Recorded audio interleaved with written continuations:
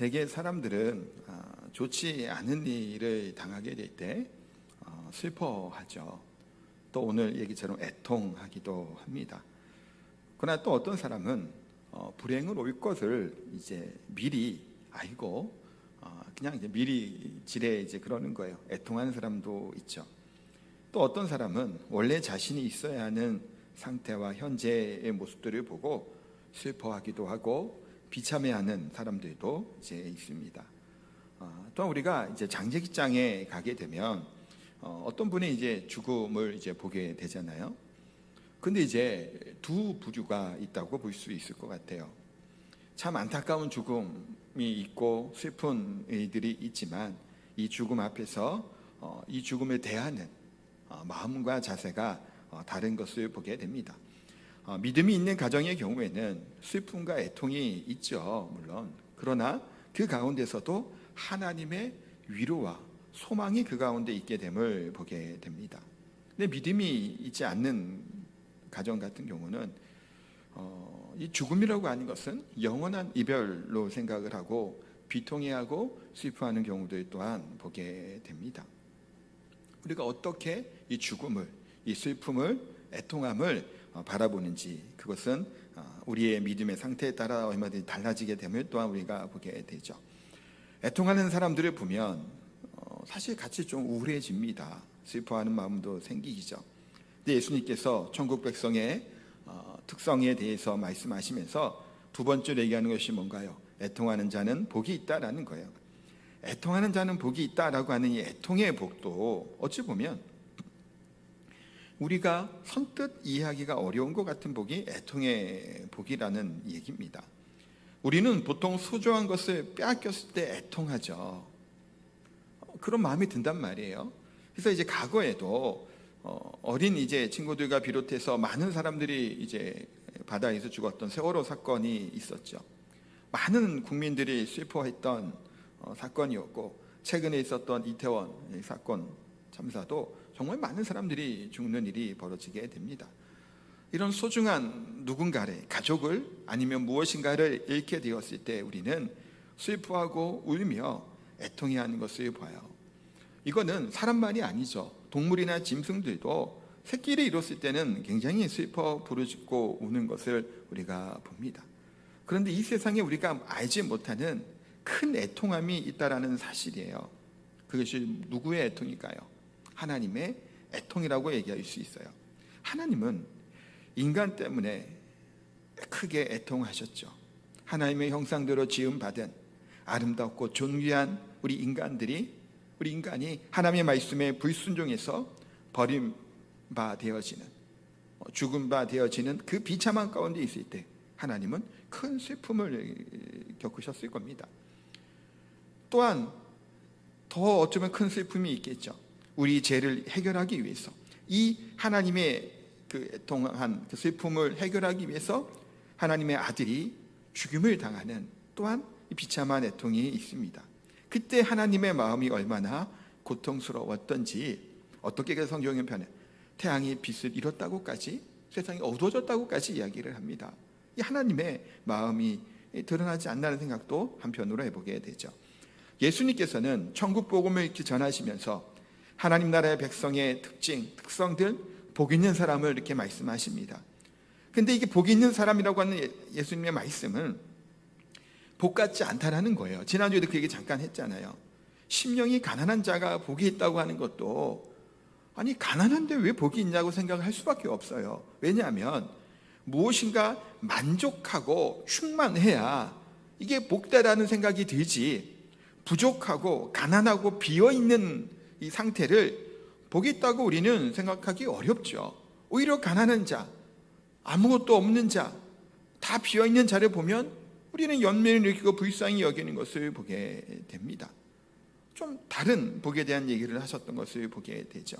그러니까 우리는 어찌됐든 간에 우리 인생 가운데 기쁘고 행복하게 살려고 애쓰는 것을 보게 돼요. 그런데 이 행복을 찾아 살려고 하고 즐거워하려고 하는 그런 모든 가정들도 사실은 어떤 면에서 뭘까요? 일시적인 행복이고 일시적인 즐거움이라고밖에 할 수가 없어요. 만약에 이제 한라산, 아니 한라산은 좀 그렇지는 않겠습니다만 저기 이제 지리산 같은데 등산을 하다가 조난당하는 경우들이 이제 심심치 않게 얘기 들으실 거예요. 만약 이렇게 눈이 많이 오는 날 조난에 당하게 되면 구조를 기다리는 가운데 이들은 뭐 하고 있을까요? 두렵잖아요. 구조를 기다리는 가운데 춥고 막기 어려우니까. 그때 이 두려움을 이겨내기 위해서 때로는 그 가운데 뭘 하고 있을까? 이 사람들끼리 뭐 즐거운 얘기도 하고 뭐 행복한 얘기들도 막 하고 웃고 할 겁니다. 근데 이 사람들의 이 웃음과 즐거운 말들이 다 뭔가요? 산에서 내려와야 이게 온전한 즐거움이죠. 구조가 되지 못한다면 그 행복과 웃음은 그 아무것도 아닌 것이 될 수밖에 없다라는 겁니다. 그와 같이 마찬가지로 참된 행복이라고 하는 것이 어찌 보면 잘못 거짓되어 보이는, 또 아니면 잠시 잠깐 웃는 것이 행복이 아니라는 것을 보게 됩니다. 그렇다면 애통이란 무엇일까요? 애통. 예수님이 애통하는 자는 복이 있다고 말씀을 하셨죠. 예수님이 애통한 자는 복이 있다고 하신 말씀은 나에게 똑같아요. 심령에 믿음을 주셔서 믿음의 눈으로 자기 자신을 보게 될 때 애통이 생기는 거예요. 그러니까 제가 처음에 얘기할 때 가장 아끼는 것, 소중한 것을 잃어버렸을 때 애통이 하기는 하지만 예수님이 얘기하신 애통하는 자라고 하는 것은 무엇인가를 단순히 잃어버렸기 때문만 이게 애통하다는 의미는 아니라는 거예요. 뭐 하는 자가 애통하는 걸까? 나 자신을 보게 될 때 우리가 애통하는 마음이 생기는 거예요. 그러니까 하나님께서 성령 우리에게 보내주셔서 믿음으로 우리가 애통하는 일이 생기는 겁니다. 심령이 가난한 자도 마찬가지였잖아요. 하나님 우리에게 믿음을 주셔야 내가 하나님 앞에 얼마나 가난한 자인지를 그때야 비로소 깨닫게 되는 거예요. 나 자신이 괜찮은 사람이었다고 하는 내 자신이 하나님 앞에 얼마나 비참한 존재라는 사실을 우리가 깨닫게 될 때 우리의 심령이 가난해지죠. 병원에 가서 진찰을 하고 큰 병이라고 했을 때, 예를 들어서 암이나 뭐 그런 병이라고 했을 때 내가 이런 병에 대한 진단을 받으면 내가 가진 돈이나 재주, 지혜, 지식 다 필요가 없죠. 가난해질 수밖에 없다는 거예요. 오직 누구의 손에 나 자신을 맡길 수밖에 없나요? 의사의 손에 맡기고 의사가 얘기하는 대로 따라가게 돼요. 마찬가지로 우리가 하나님 앞에 죄인인 것을 알게 되었을 때 세상적인 조건과 세상적인 무엇인가가 다 아무것도 아닌 것이 되는 거예요. 그래서 배설물로 여긴다고 하는 바울의 고백이 나오게 되는 겁니다. 하나님을 만나게 될 때 오직 예수님의 보혈밖에 없음을 우리가 깨닫게 되죠. 애통한 자가 복이 있다고 하는 애통함도 단순히 뭔가를 잃어버렸기 때문에 슬퍼하는 것이 아니라는 거예요. 성령이 우리 가운데 깨닫게 해주심으로 나 자신을 발견할 때 애통함이 생기는 것이고, 예수님을 보고 우리 마음에 애통함이 생기기 시작한다는 겁니다. 에베소서 4장 18절 19절 상반절에 보면 이런 말씀이 나옵니다. 같이 한번 우리 읽겠습니다. 그들의 총명이 어두워지고 그들 가운데 있는 무지함과 그들의 마음이 굳어짐으로 말미암아 하나님의 생명에서 떠나 있도다. 그들이 감각 없는 자가 되어 라고 말씀하죠. 그러니까 성령이 마음속에 오시기 전에는 우리의 영적으로 어떤 상태라는 건가요? 무감각해진 상태라는 거예요. 총명이 어두워졌다라는 거예요. 무지함으로 우리의 마음이 굳어졌다라는 거예요. 그래서 진정 슬퍼해야 될 일에 대해서도 슬퍼하지 못하는 거예요. 그것을 느끼지 못한다는 겁니다. 마비가 된 것 같은 상태라는 거예요. 우리 노예에 이제 저쪽 조천 쪽에 가면 이제 북촌교회라고 있는데 거기 이제 원로 목사님이 오랫동안 이제 이제 마비가 와서 잘 이제 걷지 못하고 그러셨는데 최근에 이 마비가 됐던 게 감각이 막 살아나기 시작을 하신 거예요. 한편으로는 감사한 일일 수도 있는데, 왜냐하면 감각이 전혀 이제 밑에 다리쪽이 없어졌거든요. 근데 감각이 생기니까 이제 뭐 살아있음에 대한 감사는 있는데 뭔 어려움이 생겼을까요? 고통이 너무 심하다는 거예요. 전에는 이 고통이 못 느꼈단 말이에요. 밑에 마비가 됐기 때문에 감각이 없어서 뭐 이렇게 설교하시고 이렇게 뭐 다닐 때도 괜찮으셨대요.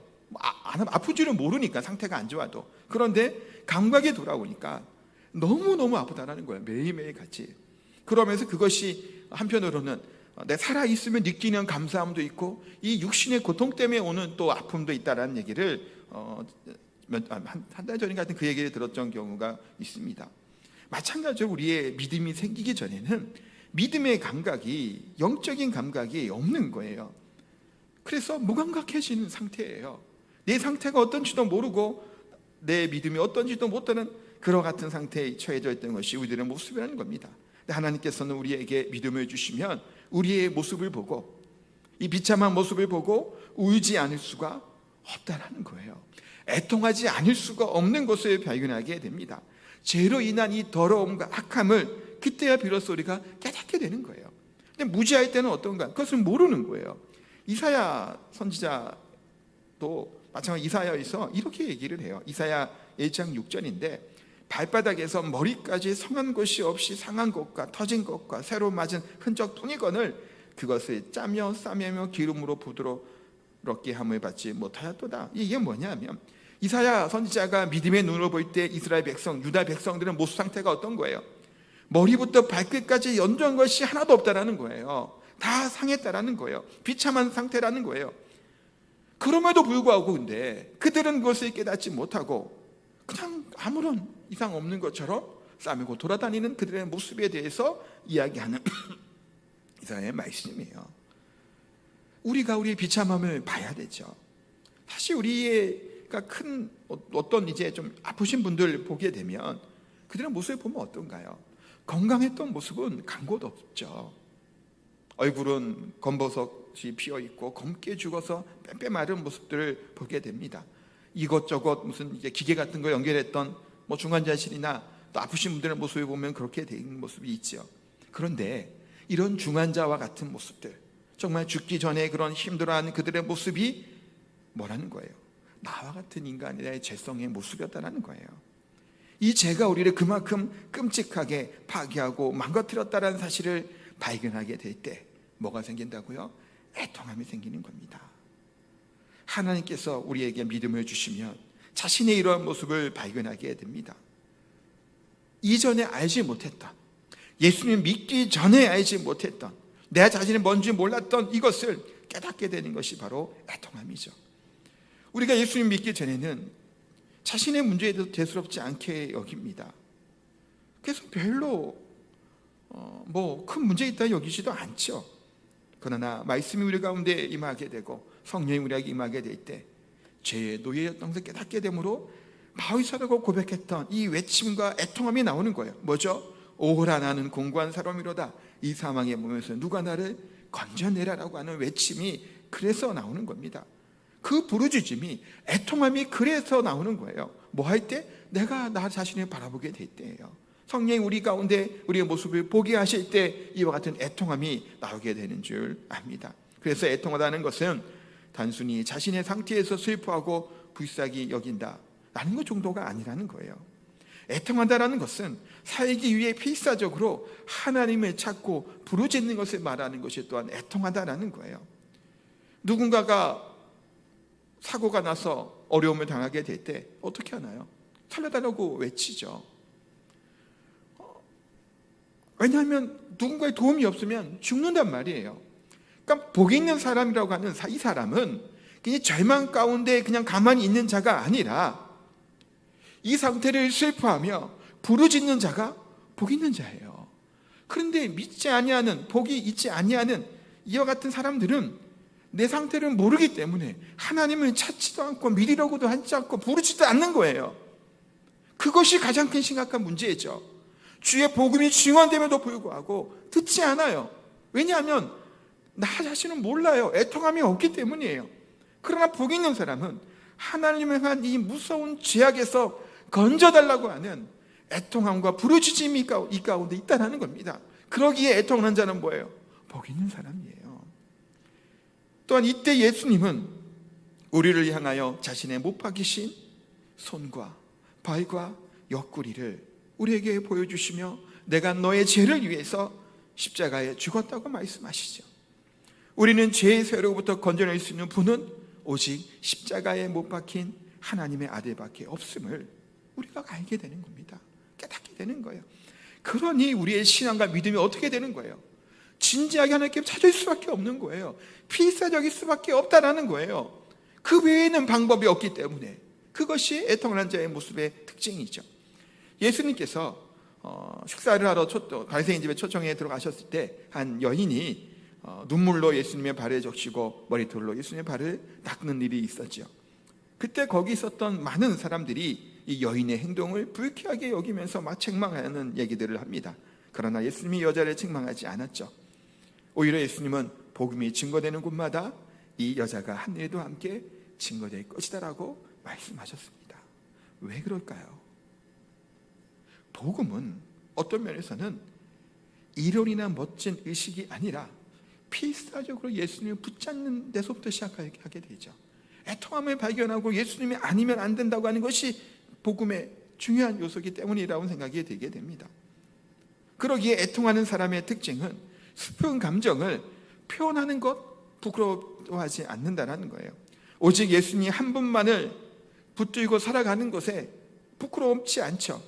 주위 사람이 뭐라고 하든 조롱을 하든 개의치 않습니다. 왜냐하면 내 문제가 그만큼 절박하기 때문이에요. 둘러볼 새가 없어요. 다른 사람 눈을 신경 쓸 새가 없어요. 그것이 애통하는 마음인 거예요. 그런 절박함이 있는 것이 애통하는 마음이죠. 우리는 예수님의 십자가의 죽음을 진지하게 생각하게 됩니다. 우리는 처음부터 예수님의 나와 상관없다고 생각했겠죠. 그러나 복음에 들어오는 순간부터는 다른 사람이 아니라 예수님의 십자가는 나를 위해 죽으셨다는 것을 믿게 되는 거예요. 이 믿어지는 것 자체가 뭔가요? 기적이죠. 이거는 기적이에요.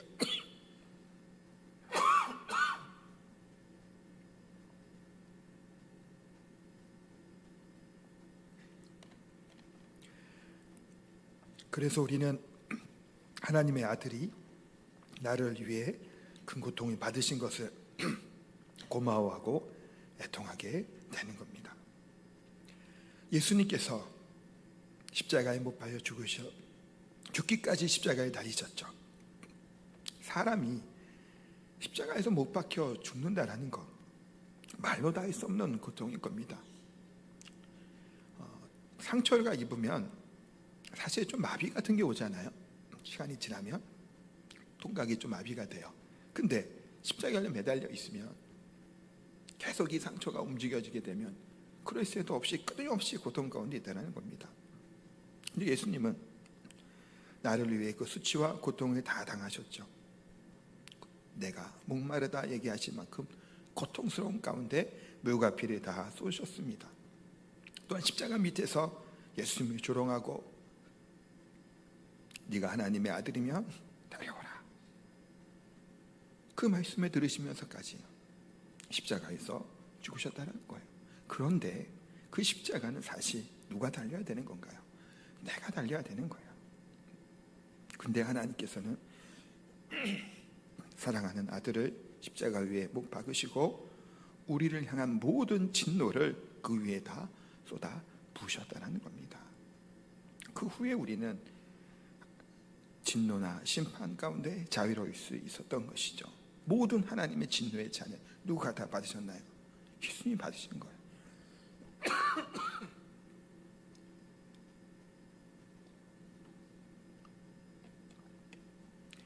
그래서 우리가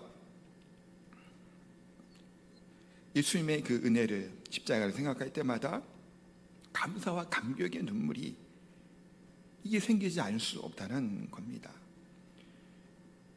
하나님의 마음 내가 얼마나 아파했을까 그 생각을 하게 되는 거예요. 우리가 죄를 지으면 마음 아프시죠. 막 죄책감도 들고. 근데 왜 죄책감이 들고 마음이 아픈가요? 죄를 짓고 나서 왜 죄 지은 게 내 마음이 내가 죄 지은 게 내 마음이 아플까요? 내가 하나님의 마음을 아프게 했기 때문이에요. 내가 하나님의 뜻을 거역함으로 하나님의 마음을 아프게 했다는 그 사실에 이 죄에 대한 우리의 애통함이 생기기 시작을 하는 겁니다. 그것이 애통이죠. 나를 보게 되고 내가 얼마나 죄인지를 깨닫고 그로 말미암아 예수님의 십자가를 보게 될 때 우리는 애통함이 생겨요.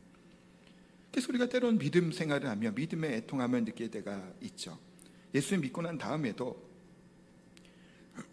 우리는 기쁨과 소망 가운데 살아가게 됩니다. 그런데 때로는 믿음 생활할 때도 경제적인 어려움을 당할 때도 있고, 병에 걸릴 때도 있고, 사람들의 조롱이나 비웃음이나 어려움을 당할 때도 있습니다. 이때 우리는 또한 말할 수 없는 눈물과 애통을 겪게 되죠. 특별하게 지은 죄도 없는데 왜 이런 고통을 당해야 될까라는 겁니다. 거기에다가 다른 사람들은 또한 우리를 믿음 없는 자의 모습으로 때로는 봐요. 말을 또한 함부로 할 때가 있어요. 얼마나 속상한가요? 시편 40편 3절에 이런 말씀이 있죠. 내 하나님이 어디 있느냐 하오니 내 눈물이 주야로 내 음식이 되었도다. 이것이 때로는 우리의 신앙 가운데 그래요. 내가 믿는 내 하나님이 나를 여러 가지 형편 가운데도 인도하심에도 불구하고 때로는 신앙의 사람이, 믿음의 사람들조차도 우리를 조롱하고 우리의 마음을 아프게 할 때가 있음을 보게 됩니다. 그러나 이와 같은 모든 가정과정들을 통해서 내 믿음이, 이 신앙이 보석과도 같이 연단이 되는 거예요. 불같은 시험을 통해서 뭘 하셨다고 우리 베드로전서에 묵상했나요? 우리를 연단하시겠다고 말씀하죠. 우리는 이 믿음의 연단을 받으면서 눈물을 흘리게 되고, 또한 그러면서 우리는 겸손을 배웁니다. 또한 이런 연단을 통해 우리가 정직함을 배우고 하나님의 뜻과 하나님의 하심 우리가 받게 되는 줄 압니다. 또한 우리가 하나님과 올바른 관계가 있을 때 하나님의 은혜와 축복이 부어지는 것은 정상이죠.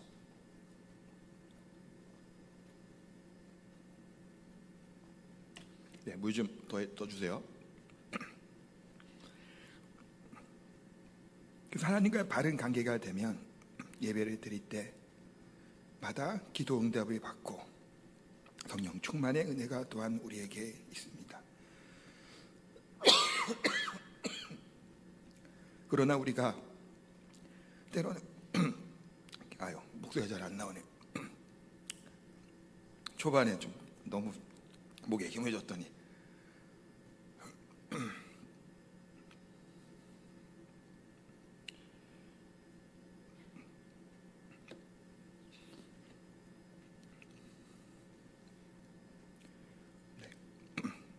그래서 하나님 앞에 우리가 멀어지게 될 때도 때로는 그 문제에 대해서, 심각함에 대해서 모를 때가 있어요. 내가 잘 믿고 있다고 생각을 하고 살아가면서도 하나님의 말씀을 가장 중요하게 생각하지 않을 때가 있죠. 교회도 그런 것 같아요. 교회에서 자랑할 것은 하나님밖에 없고 하나님의 말씀밖에 없어요. 다른 것을 자랑할 필요가 없죠. 근데 때로는 교회 안에서도 다른 것을 막 자랑하고 세상에서 요구하는 것들을 자랑합니다. 그러는 동안에 교회는 어떻게 되나요? 때로는 부흥이, 은혜가 꺼지게 되고 냉담할 때가 있습니다. 그런 상태가 되었는데도 이것이 문제인지를 깨닫지 못하는 경우들이 참 많아요. 그게 교회 지도자도 그렇고 교인들이 다 같이 마찬가지로 큰 일이 일어나지 않는다고, 별다른 일 없다고 애통해하지 않습니다. 그러다가 분쟁이 생기고 문제가 생기게 될 때, 여기저기 상처를 받고 어려움이 있을 때, 그때 또한 그러다가 어느 날 하나님의 바른 말씀이 온전히 증거되고 선포되어지면서 답답했던 마음들이 뚫리게 될 때, 그때 우리는 때로는 뒤늦게 깨닫게 되죠. 우리가 그동안 얼마나 영적으로 굶고 살았고 무감각해 살았고 애통함이 없고 능력이 없는 비참한 상태였는지를 깨닫게 되고 울게 됩니다. 그때야 비로소 애통함이 생기게 되죠. 하나님이 자녀가 누려야 될 마땅한 은혜와 복을 잃어버리고 살았다는 사실을 깨닫게 되고, 또 하나님 앞에 다시 회복시켜달라고 부르짖는 그 행위를 하는 게 뭐라고요? 애통함이라는 거예요. 그런 애통함. 또한 우리가 이 세상을 볼 때도 애통하는 마음으로 보게 됩니다. 영적인 눈이 어두울 때는 이 세상에 화려한 것들이, 좋은 것들이 너무나 많잖아요. 때로는 부러워요. 따라가려고 했습니다. 근데 우리가 하나님의 말씀에 충만하게 되고, 또 우리가 하나님의 은혜 가운데 살고 이 참된 애통함을 은혜가 충만하게 될 때는 이 세상이 화려한 옷을 입고는 있는 것 같으나 그 본질은 썩어가는 그런 죽은 시체와도 같은 그런 모습이라는 사실을 우리가 때로는 보게 됩니다. 그때 우리는 이 세상이 무엇이고 어떠한 것인지를 발견하게 됩니다. 그래서 우리는 아직도 어때는 세상에 대해서 부러워하고 열등감을 가지고 있다면 우리의 마음은, 우리의 믿음은 어찌 보면 애통하는 심정으로 이 세상을 보지 않음이 있지 않나라는 생각을 해보게 됩니다. 우리는 이 세상을 볼 때 애통하는 심정으로 보아야 될 줄 압니다.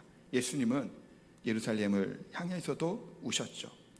이 세상에 대해서도 애통하는 심정으로 보심을 우리가 발견하게 됩니다. 그처럼 애통하는 마음, 믿음이 우리 가운데 있게 되기를 소망합니다. 감사합니다.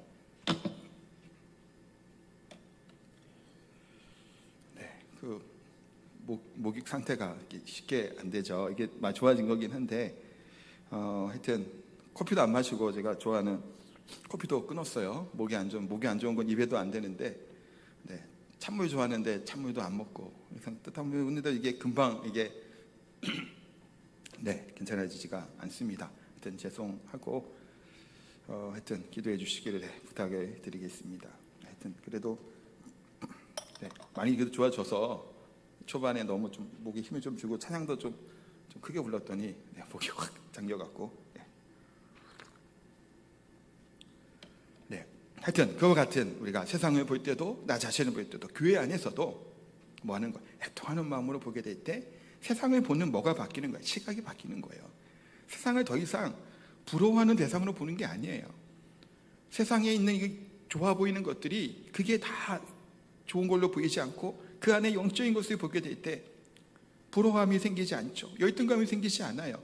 이 사람들과 내가 가진 게 다를지라도 그것 때문에 그런 부러움이 안 생긴단 말이에요. 그게 온전한 나 자신을 바라볼 때 그것이 가능하죠. 또한 애통하는 자는 하나님의 위로를 받는 줄 압니다. 복이 있다고 말씀하시고 위로를 받을 것이라고 예수님 말씀하셨죠. 우리는 제 죄로 인하여 애통하는 자를 하나님은 자기 죄를 인하여 애통하는 자는 의롭다고 인정하시네요. 그러기에 우리가 하나님 앞에서 의롭게 여겨지는 것, 그것은 애통하는 자가 누릴 수 있는 또한 복이죠. 그러나 결코 우리는 스스로가 자신이 의롭다고 여기고 의롭다는 생각을 해서는 안 됩니다. 예수님께서 성전에서 기도하는 세리를 향해서 그는 의롭다함을 받고 돌아갔다고 말씀했죠. 의롭다함을 받는 거예요. 그래서 칭의라는 겁니다. 내가 죄가 없는 게 아닌데 죄 없는 걸로 여겨주시는 거예요. 그래서 그것이 은혜예요. 죄 없이 여겨주는 겁니다. 만약에 법정에서 뭔가를 다툴 일이 생길 수 있죠. 뭐 교통사고가 날 수도 있고 아니면 좀 억울한 일을 당해서 뭐 법정에서 막 다투다가 무죄를 받게 되면 그때야 비로소 당당하게 법정에서 나올 수 있게 됨을 보게 됩니다. 이렇게 되는 게 뭐예요?